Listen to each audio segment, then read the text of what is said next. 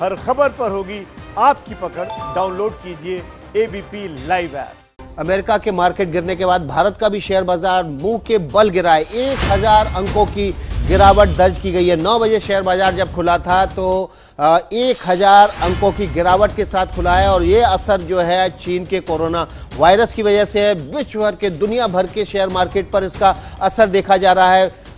Dow Jones के बाद Asia market भी गिर गया था। एशिया का शेयर बाजार भी मुख्य बल गिरे थे और उसके बाद जब 9 बजे भारतीय शेयर बाजार खुला है तो वो भी 1000 अंकों के साथ गिरावट के साथ गिरा है। और ये बड़ी खबर है अभी तक कि कोरोना वायरस ने पूरी दुनिया, जो कि पहले ही मंदी के दौर से गुजर रही है, वहां पर कोरोना वायरस की वजह से जो बड़ी अर्थव्यवस्था में संकट अब दिखाई देने लगे हैं, उसका असर है कि दुनिया भर के बाजार जो है आज सुबह खुलने के बाद ही मुंह के बल गिरे। 124 साल से डाउ जोन्स में इतनी बड़ी गिरावट नहीं दर्ज की गई थी। 1200 अंक की गिरावट के साथ डाउ जोन्स खुला था और उसके बाद इसका असर एशियन शेयर मार्केट पर भी पड़ा और अब भारतीय बाजार भी इसके असर से अछूते नहीं रहे। 1000 अंकों की गिरावट के साथ गिरा है। हमारे साथ हमारे संवाददाता रक्षित सिंह हैं, उनसे बात करते हैं। रक्षित, किस सेक्टर में ज्यादा गिरावट दर्ज की गई है या पूरा का पूरा शेयर मार्केट सभी सेक्टर मुख्य बल गिरे हैं?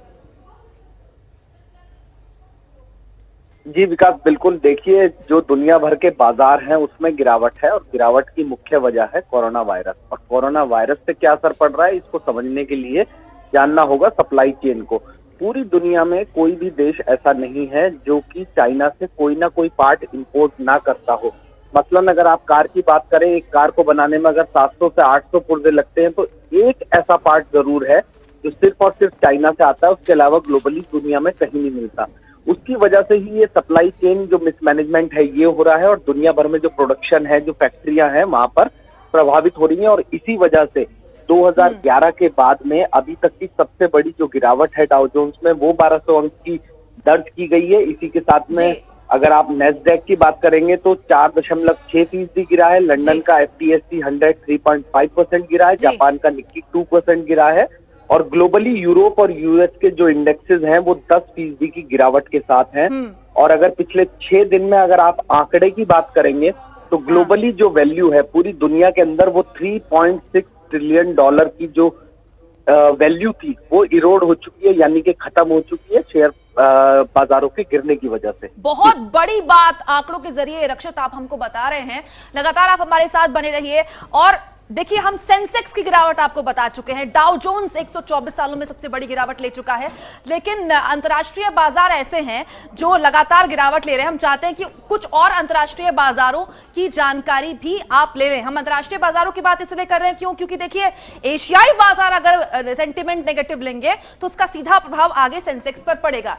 कोरोना में अंतर्राष्ट्रीय बाजार किस तरह से बीमार कर दिए इस एक वायरस से। देखिए, ऑस्ट्रेलिया 184 अंक गिरा है। ऑस्ट्रेलिया का जो शेयर बाजार है वहां सिक्योरिटीज इंडस्ट्रीज का जो आंकड़ा हम आपको बता रहे हैं वो ये शंघाई कंपोजिट इंडेक्स 82.13, यानी कि बहुत बड़ी गिरावट है शंघाई के लिए। शंघाई कंपोजिट इंडेक्स कितना गिरा है ये आपको हम दिखा रहे हैं। हैंगसेंग, इसके अलावा हांगकांग का हैंगसेंग शेयर बाजार माना जाता है, वहां का 670 अंक 0.03 की गिरावट लेकर यहां पर बना हुआ। डाउ जोन्स तो हम आपको बता ही रहे हैं 1200 अंक, तो बहुत बड़ी गिरावट है डाउ जोन्स के लिए। 124 साल में पहली बार एक दिन में इतनी बड़ी गिरावट देखी है। नेस्डैक 27 फरवरी को 414.30 अंक गिरा है। नेस्डैक हो, डाउ जोन्स हो, निकाय हो, आप देखिए एशिया से लेकर अमेरिका तक सब बैठे हुए हैं। निकाय इंडेक्स से 763 अंक गिरा है। तो लगातार आपको हम बता रहे हैं कि ये वॉलेटाइल की स्थिति नहीं है, ये तो सीधे धड़ाम यानी कि पाताल जाने वाली स्थिति है। अब आप ये कह ही नहीं सकते कि दुनिया के शेयर बाजार वॉलेटाइल है। अब आप ये कहिए कि दुनिया के शेयर बाजार पाताल में चले गए। और इसमें सबसे ज्यादा खतरनाक ये है कि जो बाजार के एक्सपर्ट हैं वो ये कह रहे हैं कि ये अभी टली नहीं है स्थिति, अभी खतरा लगातार बरकरार है। मैं शेखर कपूर लेके आ रहा हूं प्रधानमंत्री सीरीज 2 शनिवार रात 10 बजे।